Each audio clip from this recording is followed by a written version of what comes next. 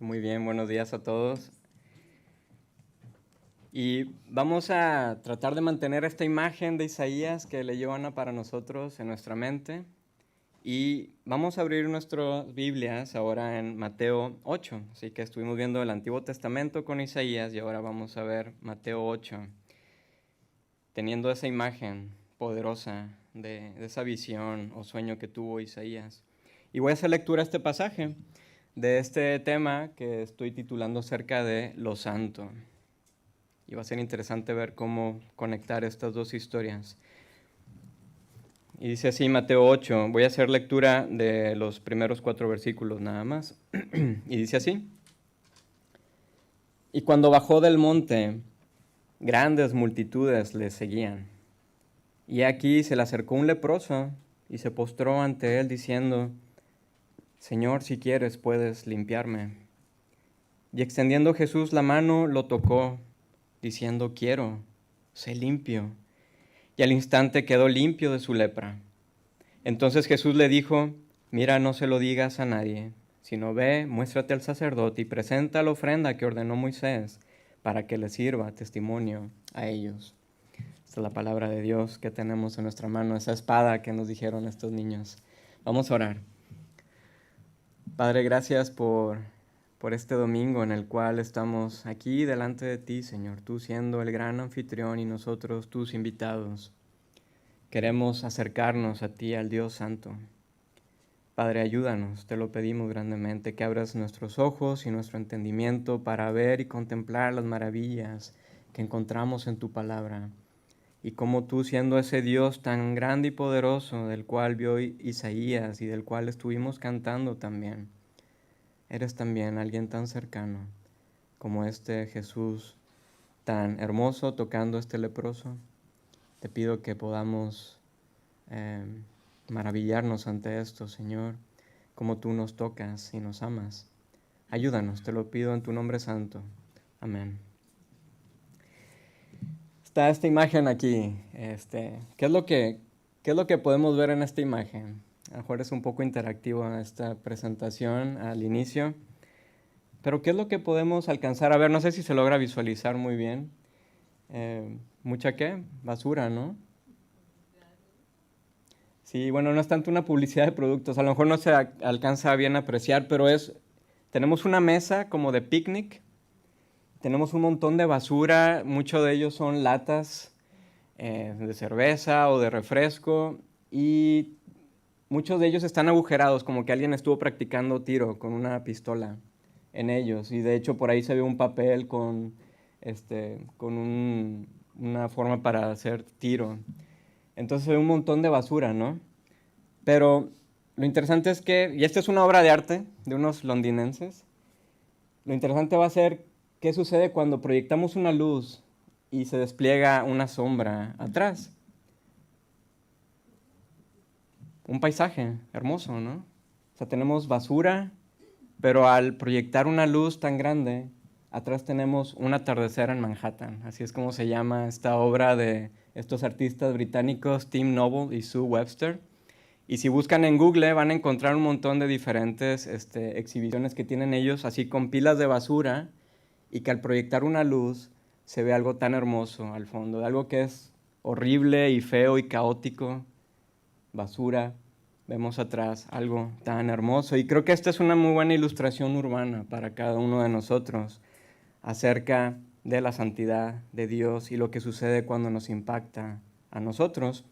Y aquí en este pasaje que les leí de Mateo tenemos el primer milagro de Jesús después de su sermón del monte, el cual encontramos en los capítulos del 5 al 7 de su evangelio. Y en este sermón del monte, si podemos recordarlo, yo creo que muchos lo hemos escuchado, Jesús comparte muchas cosas muy importantes acerca de su nuevo reino, el cual es totalmente diferente a los reinos que tenemos y que han existido en nuestro mundo. Incluso es muy diferente a los mini reinos que tú y yo construimos constantemente. Porque en el reino de Jesús es uno donde al vivir cada uno de sus preceptos vamos a encontrar vida abundante y plena y vamos a estar en shalom, en paz unos con otros y donde vamos a desplegar toda nuestra verdadera humanidad y además estaremos en una frecuente relación con Dios, nuestro Padre. ¿Te gustaría experimentar y vivir algo así? Espero que sí. A mí me encantaría. Y el tener una relación vibrante con Dios, nuestro Padre, nuestro Creador y el dador de toda la vida es lo más increíble del mensaje del reino de Jesús. Toda esta idea que Jesús comparte en su Sermón del Monte nos remonta al Edén, aquel reino donde Dios estaba conviviendo con cada una de sus criaturas sin que éstas murieran fulminadas por estar cerca de este Dios santo. Al contrario, había vida, florecimiento, shalom. Y todo este discurso de Jesús acerca de su mensaje del reino apelaba a los anhelos de quienes lo escuchaban por un mundo mejor, en medio de toda la tiranía, de todo lo quebrado, de todos los estragos del pecado. Y espero que también apele a cada uno de nuestros anhelos de que debe de haber algo mucho más, mucho mejor, de todo el decaimiento que encontramos a nuestro alrededor. Pero algo todavía más interesante del mensaje de Mateo también es que este Jesús mismo, el que cuenta todo el sermón del monte y se encuentra con este leproso, era ese prometido esperado. Es más, Mateo nos dice en el capítulo 1 que Jesús es Emmanuel, que significa Dios con nosotros. Así que Jesús es la encarnación misma de este Dios santo y poderoso viviendo entre nosotros. Lo santo entre lo profano. Esa conexión maravillosa, ese matrimonio entre la unión del cielo y la tierra. Esto es totalmente asombroso. Y entonces Jesús baja del monte y nos dice Mateo que muchas personas lo empiezan a seguir, una multitud de personas. Pero de pronto se acerca un leproso. Así que puede ser una simple historia, a simple vista, ya que son solamente 4 versículos que leímos muy rápidamente. Pero esta es una historia muy bella y muy profunda. De hecho, durante toda esta reflexión vamos a estar alejándonos varias veces de este encuentro para ver otros ángulos para poder comprenderlo. Es como proyectar una luz a esta pila de basura. Pero además también esta historia es muy cercana para mí, ya que desde hace muchos años atrás que padezco eczema, no tengo lepra, no os preocupéis, pero padezco eczema o dermatitis atópica, el cual es un reflejo todavía de una enfermedad que tengo autoinmune y que ha bajado mi calidad de vida. Así que yo también siento el peso del decaimiento en mi mismo cuerpo. Y si yo viviera en los tiempos bíblicos, este tipo de enfermedad que puede ser simple ahora, yo sería considerado un leproso. Tendría que dejar entonces a mi familia y a mi comunidad y vivir solo, totalmente aislado y estigmatizado de toda la sociedad. Y la lepra en aquellos tiempos, sobre todo en los tiempos del Antiguo Testamento, era cualquier tipo de piel que si progresaba podía entonces llegar a afectar los nervios periféricos, incluso los ojos, se perdía toda sensibilización, incluso se formaban llagas que dejaban la carne expuesta. Y cuando se detectaban los primeros signos de lepra en una persona, bueno, esta persona iba entonces con el sacerdote, quien lo iba a examinar y lo iba a declarar inmundo y lo iba a aislar solamente por 7 días. O sea, no era una condición permanente o no debería ser permanente. Y si la infección ya no avanzaba, entonces venía otra vez la persona, bueno, el sacerdote a la persona, lo volvía a examinar y la podía declarar limpia. Y entonces la persona volvía nuevamente a su comunidad. Pero si al contrario la infección avanzaba y progresaba y había ya carne expuesta, carne viva, el sacerdote lo declaraba inmundo, leproso, y entonces esta persona sería cortada de su comunidad, viviría solo, fuera de la ciudad o del campamento, sus vestidos estarían rasgados, incluso esta persona tendría que gritar, inmundo, inmundo, para alertar a las personas que no se acercaran a él o a ella. Y muy raramente la lepra de alguien podía ser curada. Así que el hecho de que alguien que fuera diagnosticado leproso significaría entonces que esta persona estaría fuera de toda su sociedad, aislado por todo el resto de su vida incluso. Y nadie podía tocarlo, o de lo contrario la persona que lo tocaría también sería contaminado. Así que esta persona con lepra sería como una especie de un muerto viviente. ¿Podemos imaginar esto? Qué terrible, ¿no? Qué horrible vivir así. Y si vamos atrás, en Levítico y Números, podemos encontrar todas las leyes sobre la lepra y la restitución a la sociedad y todos los sacrificios y las ofrendas requeridos para agradecer a Dios por la limpieza, si es que había una limpieza. Y Números 5, por ejemplo, nos dice: y habló el Señor a Moisés diciendo: manda a los hijos de Israel que echen del campamento a todo leproso, a todo el que padece de flujo y a todo el que es inmundo por causa de un muerto. Echaréis tanto a hombres como a mujeres, los echaréis fuera del campamento, para que no contaminen su campamento, donde yo habito en medio de ellos. Así que no iba a ser una condición permanente. Pero si alguien pues tenía lepra, bueno, tenía que padecer todos estos rituales. O si a alguien se le moría, pues un padre o la madre, pues tenía claramente que ir a enterrarlos. No iba a ser algo permanente. Pero tal vez para nosotros todas estas cosas pueden sonar muy primitivos o cosas muy retrógradas, ¿no? Pero recordemos que cuando abrimos nuestra Biblia y cuando la leemos es como si estuviéramos volando a otra tierra o a otra cultura. Es toda una experiencia transcultural. Imagínate que tú vas a otra nación y que vas a visitarlo por primera vez y ves que el mundo en esa nación tiene otra cultura y una vida de forma diferente que tú. Bueno, así es hoy en día. Hay muchas civilizaciones que piensan diferentes que nosotros. Y si nosotros los juzgamos, pues vamos a ser claramente llamados intolerantes o de mente cerrada, ¿no? Así que todas estas leyes y rituales tienen un contexto y un significado totalmente profundo y que tienen sentido. Y si vamos todavía más atrás en la Biblia, a Génesis, ya no a Levítico y Números, sino si vamos a Génesis, vamos a encontrar a un Dios amoroso que crea un paraíso para habitarlo con su creación, para vivir con ellos, y pone al hombre y a la mujer como sus sacerdotes. Pero sabemos que ellos después vandalizaron este jardín hermoso, el Edén, y fueron entonces desterrados por su pecado porque contaminaron el campamento, si hablamos en estos mismos términos. Y aún en medio de su destierro, recibieron todavía una grande promesa, que un hijo de Eva sería el prometido, que iba a acabar de una vez por todas con todo lo arruinado por el pecado y que todo iba a ser recreado. Y finalmente Dios estaría de nuevo habitando con su pueblo. Y después de este exilio, de estos primeros hombres, nos encontramos después con historias como Abraham y Sara, quienes engendran a Isaac, quien después engendra a Jacob y quien después engendra a las 12 tribus de Israel.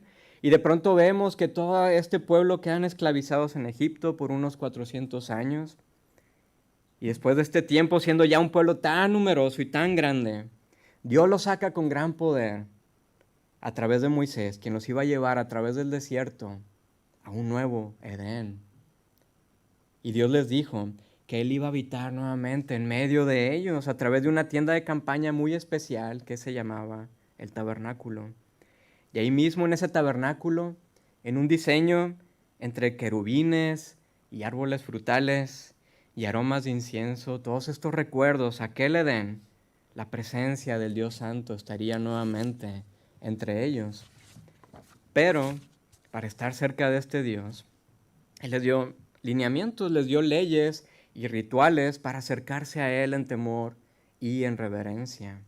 De hecho, después en Levítico vemos cómo los hijos de Aarón, quienes fueron fulminados con un fuego consumidor de Dios, estos chicos, Nadab y Abiú, quienes deberían de estar como sacerdotes ofreciendo y todos los sacrificios y ofrendas y cuidando el tabernáculo, fueron fulminados, ya que no trataron a Dios con nada de reverencia ni santidad.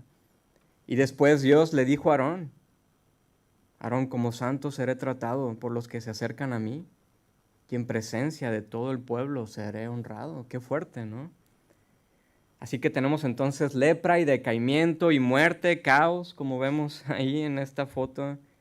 Pero al mismo tiempo tenemos por otro lado santidad, pureza, ser declarados limpios. Bueno, ¿a qué quiero llegar con todo esto?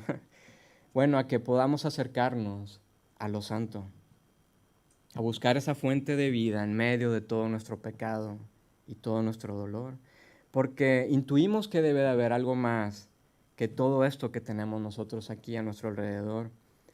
El filósofo irlandés C.S. Lewis lo dijo de una manera muy buena. Si encuentro dentro de mí un deseo que ninguna experiencia en este mundo pueda satisfacer, la explicación más probable es que fui hecho para otro mundo. Yo creo que nosotros pensamos lo mismo que Luis, ¿cierto? De que tal vez fuimos hechos para otro mundo. ¿Y qué significa santo? ¿Qué significa esta palabra, santidad? A lo mejor para muchos de nosotros significa solamente alguien íntegramente moral. Cuando usamos expresiones como, bueno, esa persona es muy santo, o míralo, ay, qué santo. Pero, sin embargo, la palabra santo tiene un significado todavía más profundo e interesante. La palabra hebrea es kadosh, que significa separado o apartado o diferente. Así que Dios es santo porque es totalmente diferente a nosotros. Es trascendentalmente ajeno a nosotros. De hecho, cuando Dios muestra su santidad a Moisés y al pueblo de Israel en el Sinaí, cuando reciben las leyes de Dios, había un terror total en cada uno de ellos por ese despliegue grande de la gloria de Dios. Pero Dios todavía, ese Dios santo, en medio de ese terror y en medio de su amor y su bondad, puso lineamientos para que nosotros podamos tener una comunión con Él, con un Dios que nos ama como un Padre y nosotros somos sus hijos. Y en esa gran bondad y gracia, Dios hace suyo a este pueblo y lo separa de las demás naciones y lo declara nación santa. Así que la nación de Israel sabía la diferencia entre lo santo y lo profano, entre lo limpio y lo inmundo.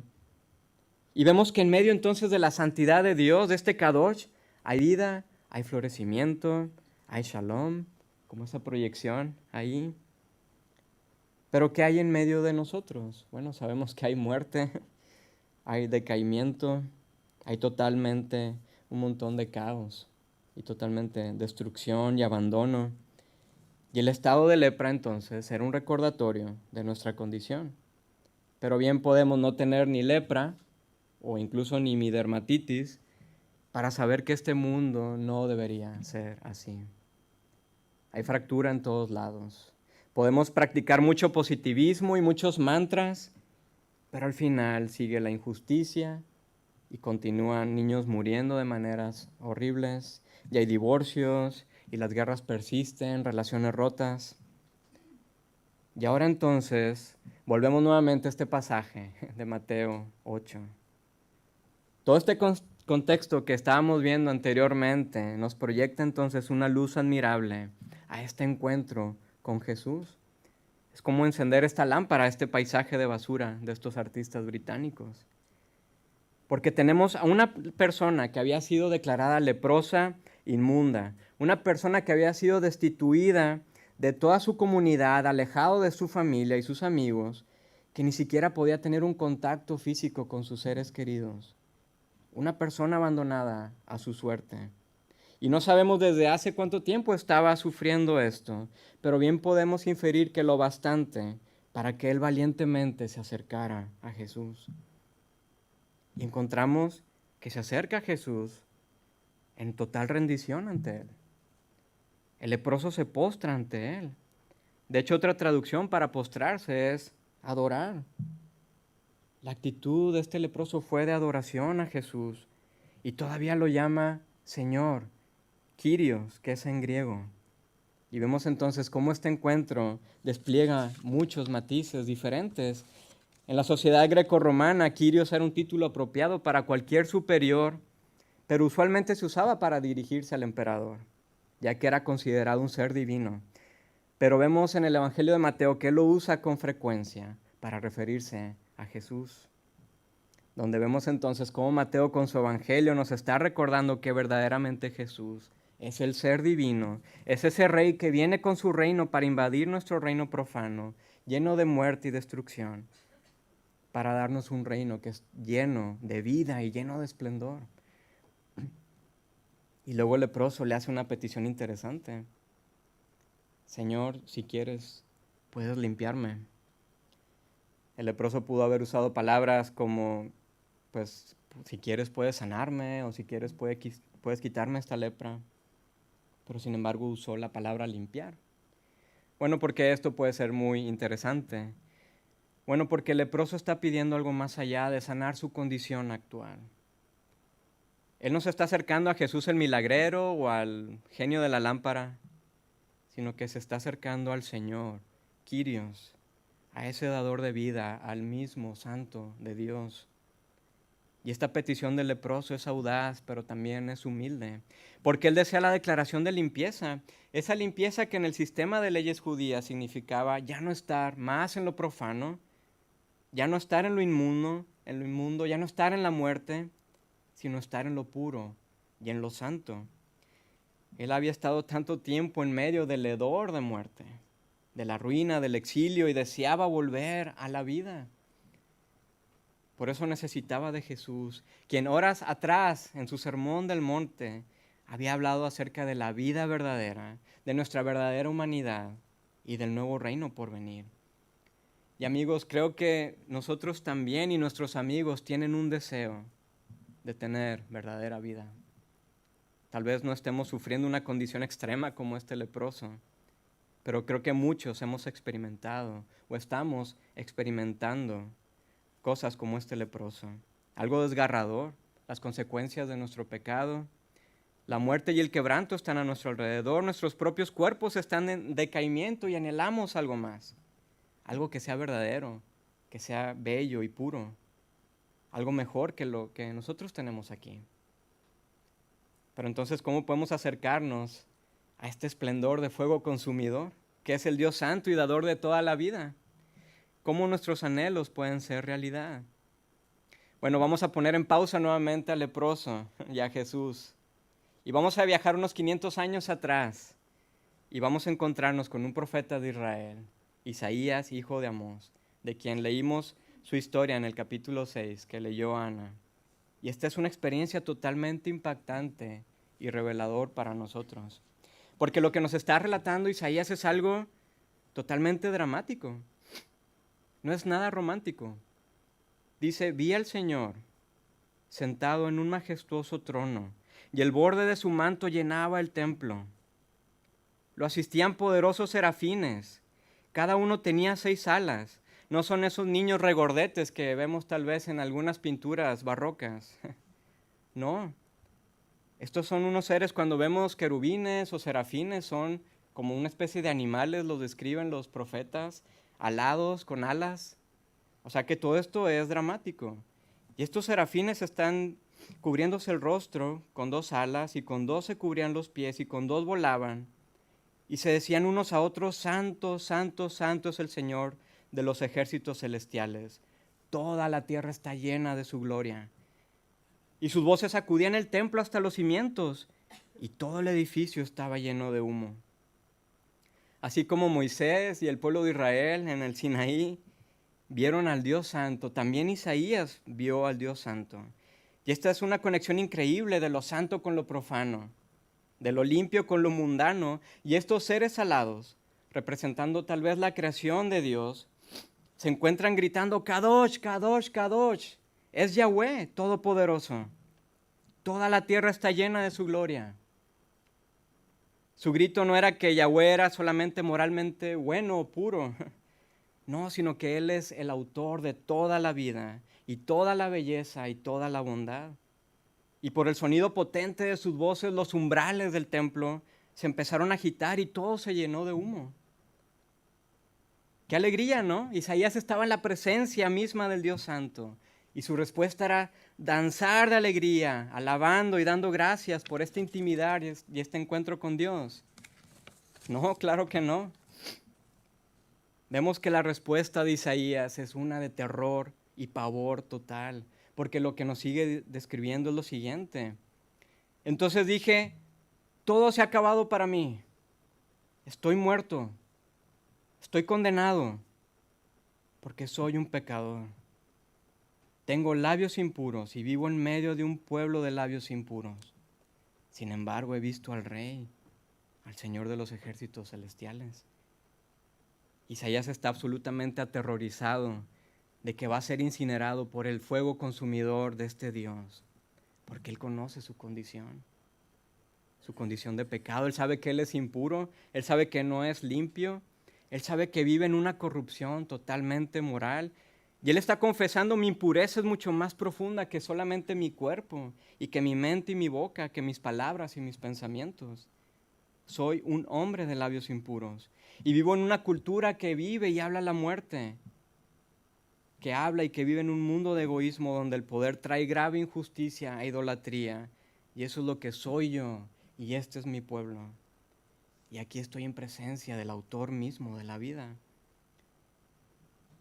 Cuando leemos este pasaje de Isaías, olvidamos todo este drama y toda la conmoción y todo el terror que el profeta está experimentando y que está describiendo. Pero todavía hay más.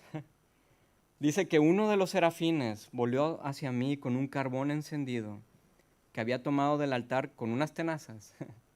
Fijaros, con unas tenazas. Y con él tocó mis labios. ¿Ves? Este carbón te ha tocado los labios. Ahora tu culpa ha sido quitada y tus pecados perdonados. ¡Qué dolor tan insoportable! Esta es una escena hiriente y cruda. No sé si te habéis quemado alguna vez con un carbón encendido, alguno de vosotros. Ahora, ¿podés imaginar esto quemando tus labios? Es una experiencia insoportable, es morir. Y muchas veces nos perdemos esto de la historia de Isaías. Lo que él nos cuenta no es nada agradable ni es nada hermoso. No es la historia romántica de llamado y transformación que usualmente se predica. Isaías se da cuenta que en vez de morir en una agonía insoportable, siguió todavía con vida. Y de pronto la voz de uno de los serafines le dijo que su culpa era quitada y sus pecados perdonados. Él fue declarado limpio, fue declarado puro. Qué increíble, ¿no? Cuando veíamos que los rituales de Levítico y Números nos dicen que la muerte y la impureza son contagiosas y que contaminarán el espacio sagrado y hasta las demás personas de toda la comunidad, Isaías está experimentando justamente lo contrario, porque su total impureza y su pecado no contamina el espacio de Dios. No, sino que la santidad de Dios se vuelve contagiosa e invade impetuosamente a Isaías. Y en medio de su dolor, Él es limpiado y Él es transformado. Su estado de decaimiento y de muerte explotan en una vida llena de esplendor. Vemos cómo en el desarrollo del Antiguo Testamento, sobre todo en la vida de los profetas, es que vemos que el propósito de Dios nunca fue que estuviéramos en una situación permanente y aislados de Dios para siempre. No, sino que su evangelio nos comunica a nosotros también en nuestro tiempo una profunda verdad de que sí, tú y yo estamos rotos por el pecado y estamos marcados por muerte y por la destrucción, pero que Dios es el autor de toda la vida. Y la historia no termina aquí, no, sino que vemos que la historia de Dios se mueve hacia la santidad de Él, que se convierte en una explosión contagiosa que invade todo nuestro mundo con su propia santidad para poder limpiar todo y transformarlo todo totalmente, completamente. Así que estos 500 años atrás volvemos nuevamente a esta imagen que dejamos en pausa de Jesús y el leproso. Y vemos esta escena de Jesús, quien llegó para invadir nuestro mundo con su gloria y toda su santidad. Quien se encuentra con este hombre que había sido cortado totalmente de su comunidad, que ni siquiera podía acercarse al templo para adorar, que había sido declarado inmundo. Y este hombre se encontró con el autor mismo de la vida, con el santo y con el que es bueno, y fue amado y transformado por Jesús. Y Jesús le dijo: claro que quiero que seas limpio. Es lo que más deseo, por eso estoy aquí, para invadir este mundo con mi vida. Quiero limpiarte, no solamente quitar tu actual carga, sino darte vida en abundancia. Un paráfrasis mío. Sé limpio, eres declarado limpio. Ahora ve con el sacerdote y presenta tu ofrenda en agradecimiento. Así que esta visión de Isaías se cumple en este hombre. Vemos cómo Jesús toca al leproso. Su mano creadora, un carbón encendido, tocó a este hombre impuro para ser hecho puro. La mano cálida y tierna de Jesús tocando a este hombre en medio de todo su dolor y su agonía para tener vida y vida en esplendor. Y es interesante que Jesús pudo haberlo sanado sin ni siquiera haberlo tocado. Sabemos cómo sanó al siervo del centurión romano sin ni siquiera estar en la misma presencia o en la misma habitación juntos. Pero sin embargo, este gesto de Jesús de tocar a este hombre es sublime. Jesús lo toca cuando nadie quería tocarlo, cuando nadie quería abrazarlo. Y lo amó como nunca antes este hombre había sido amado. Y claramente Jesús no se contaminó, porque Él es la misma imagen de este Yahweh. Es el santo Dios hecho hombre por nosotros. Así que por esta increíble razón y las hermosas noticias que son el Evangelio es que podemos reunirnos nosotros hoy en día, porque sabemos que en medio de la muerte y de nuestros labios impuros y nuestra mente impura podemos acercarnos al Dios Santo gracias a Jesús.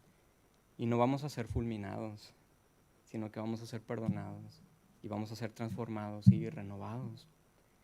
Nos reunimos porque estamos en una comunidad de personas rotas que buscamos transformación y renovación, donde nos animamos unos a otros y nos gozamos porque la gloria de Jesús, su Kadosh, su santidad está invadiendo nuestro mundo roto.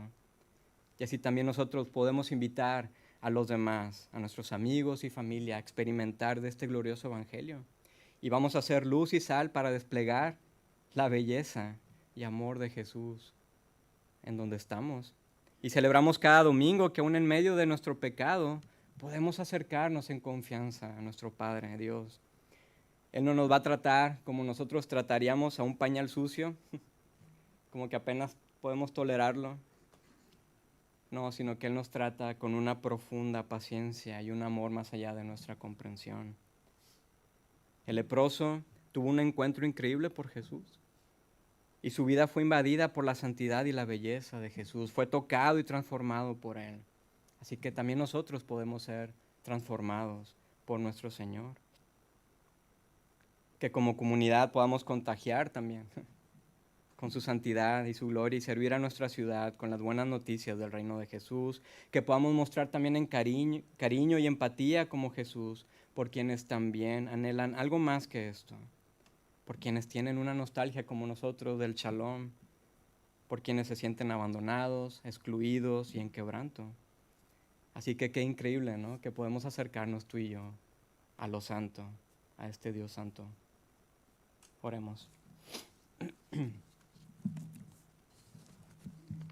Padre, muchas gracias porque tenemos este encuentro que nos relata Mateo, de este hombre que había sido totalmente excluido por su condición. Pero Señor, muchas veces nos sentimos también como el leproso y necesitamos tu cariño, necesitamos tu abrazo, que tú nos toques y nos transformes y nos renueves, Señor. Queremos realmente ver todas estas realidades como lo vio también Isaías en este relato que nos cuenta, de que tú eres este Dios santo y que vas a llenar toda esta tierra de tu gloria. Y lo vas a hacer, Señor, y lo vas a cumplir. Mientras tanto, ayúdanos, Señor, en el día a día.